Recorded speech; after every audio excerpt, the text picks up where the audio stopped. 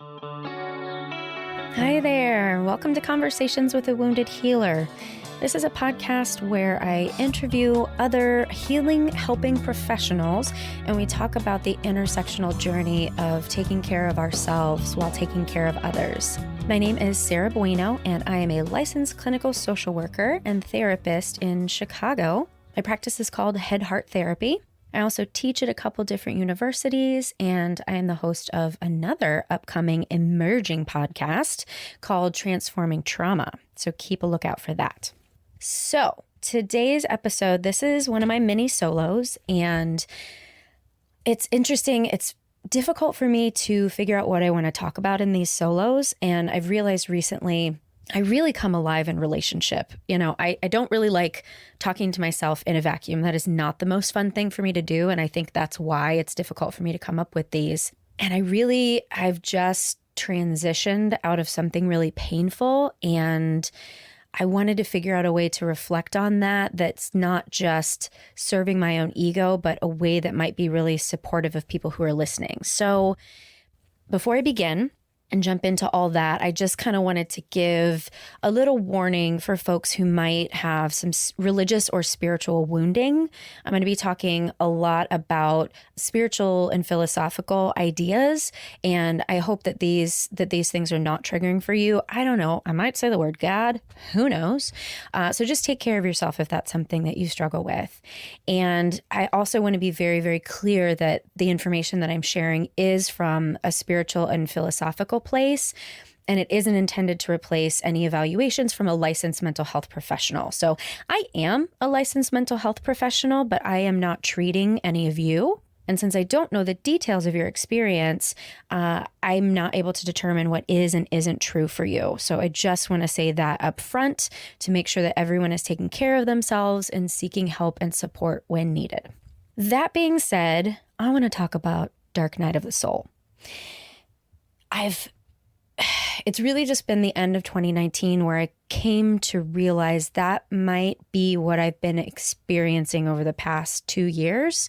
That's been a real struggle for me to come out of. And so I wanted to do a little bit of research on the term Dark Night of the Soul, where it came from, and then talk a little bit about my experience and why I think that's what was happening for me. So St. John of the Cross in 1584 and 85 wrote a poem called, hold on, I got it here. The Dark Night, Stanzas of the Soul. And I got this information from makeheaven.com/Saint-John-of-the-cross.html. So if you want to read more information there, and one of the things that was on that website, it says the main idea of the poem can be seen as the painful experience that people endure as they seek to grow in spiritual maturity and union with God.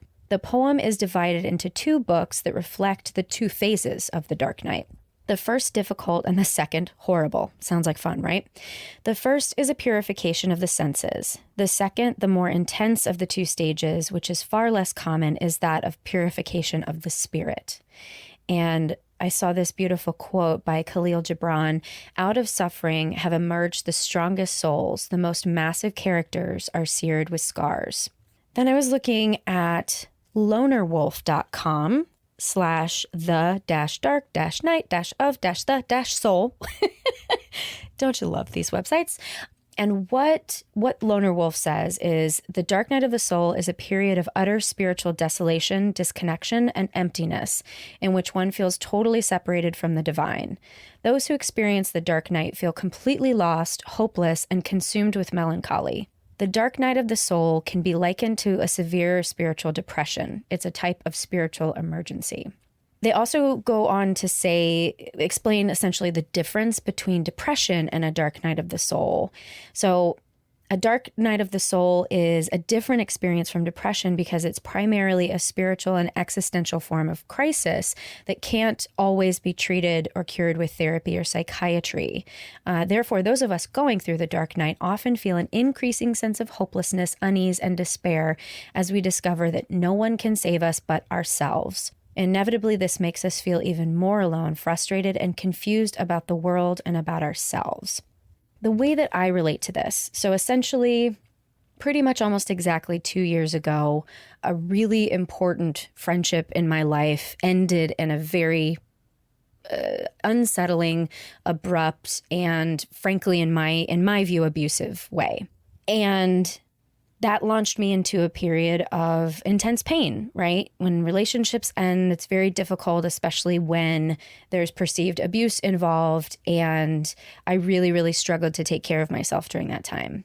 Just after that time, I was in an intense business relationship that also felt like I was being manipulated and not supported and taken advantage of, truly. And that kind of sunk me deeper and deeper and deeper. And I believe I've shared on this podcast before that I think it was probably October of 2018 September of 2018, when I started to experience some suicidal ideation. And I've definitely shared before that I was chronically suicidal as a child, and I was able to make the connection because I knew I didn't want to die. Like, that was really obvious to me.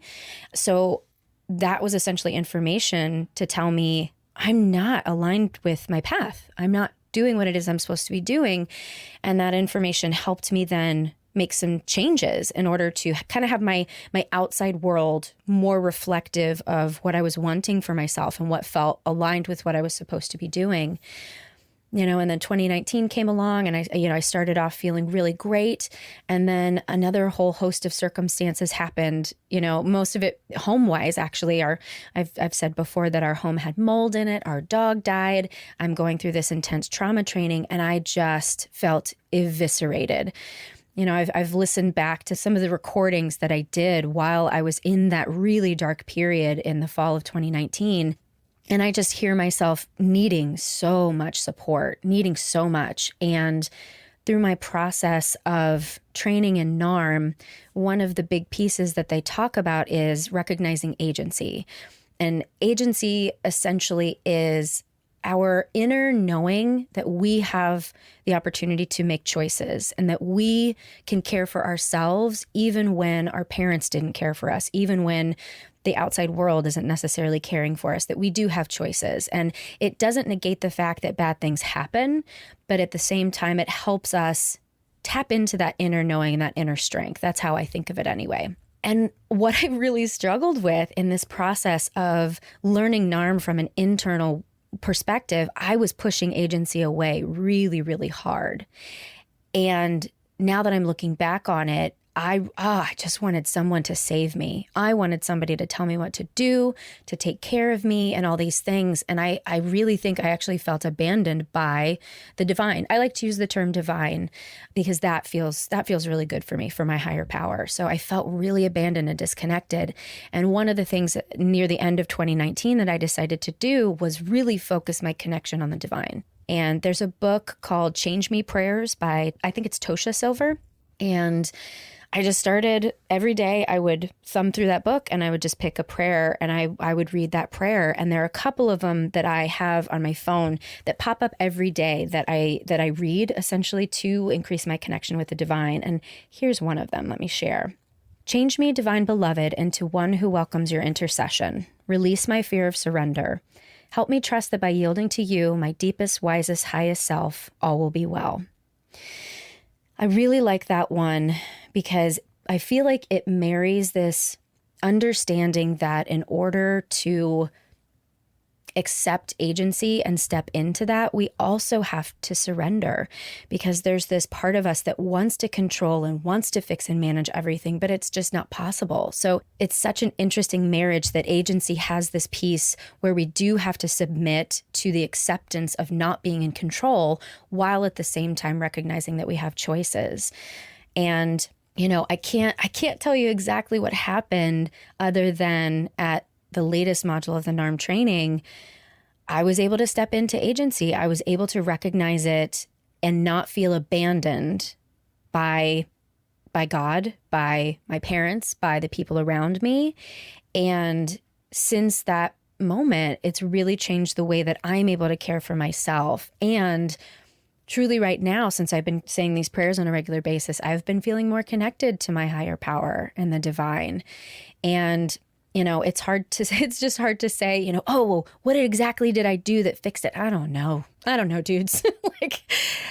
That's why I'm reflecting back and really trying to think about what happened and how did I get here? And I think this is just part of my journey. I wanted to kind of get back to what Loner Wolf says about why suffering is necessary. So I've seen a lot on Instagram lately about people resisting the feedback, like what doesn't kill you makes you stronger, right?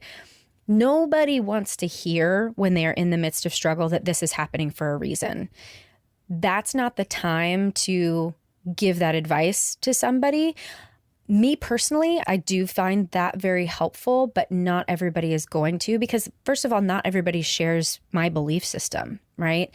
So I just want to say that if you have someone in your life who's suffering and you're like, oh, maybe they're going through a dark night of the soul, I should tell them all this. Let people come to it on their own, right? I think the best way to really figure out how do we support other people is to ask. Just ask what feels good to you in terms of support. So does a person just want you to listen? Do they want advice? Do they want to hear what you went through, if it was something similar and how you handled it? So just ask people what they want. I get these questions all the time. And then for yourself, I really encourage you to think about that as well. How do you like to receive support? What is it that you really need in any given moment that is going to feel like connection rather than disconnection? So back to this idea of suffering being necessary. If we think about what happens to a caterpillar before it becomes a butterfly, while it's in the cocoon, it is literally reduced to goo. Like it's totally dissolved. And what Lone Wolf says on their page is that your dark night of the soul is your wind, your cocoon. It is an ego death whereby you shed the ego that prevents you from embodying your soul. If you try to avoid the hard work of ceasing to exist or breaking down your old confining structures, you won't have what it takes to truly embody your essential nature. So that's heavy shit, right? It's heavy. And like I said, none of this is intended to be giving advice to anyone. I'm simply sharing my experience in the hopes that you might see yourself in it and that you might do some of your own research and get some of your own support to talk through this with a therapist. I think sometimes it can be a struggle to find a therapist who's interested in discussing spirituality, but you can find them. We are out there. And I trust that if you are really putting out what you're looking for, that support system is going to show up for you. So I'm going to leave you with that. And I'm going to hope, 2020, it sounds like it's going to be a challenging year for our world. And my hope is that this newfound connection that I have with myself and that I have with my higher power, I'm able to lean on those when the external world feels like it's getting crazy and overwhelming. And I also wish that for you. So thanks for listening. And thanks to Andrea Klunder and the Imposter Studios for editing, to Liam O'Donnell for the album art, and to Ben Mueller for our theme music. To find out more information about us, just go to www.headhearttherapy.com/podcast. Thanks again. Until next time. Bye-bye.